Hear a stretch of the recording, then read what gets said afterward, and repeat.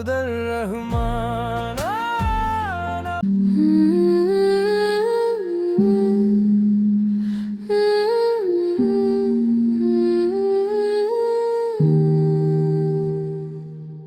सख्त सर्दी लगती है, बदन कांपते हैं, लकड़ी जलाकर अंगारों पर हाथ तापते हैं, कपड़े गरम पहनते हैं, मेवे खश्क खाते हैं।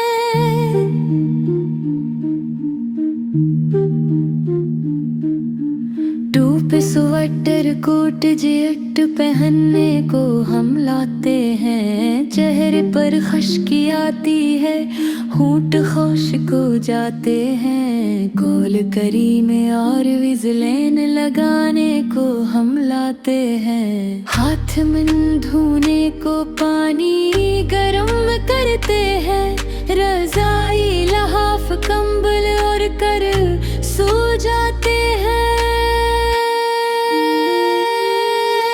सूरज जल्दी जाता है, शाम जल्दी आती है, रातें लंबी आती है, दिन छोटे आते हैं, सर्द हवा के झूठे हैं, कान पोते हैं, गर्म चाय और कंबल सब दिल बहलाते हैं।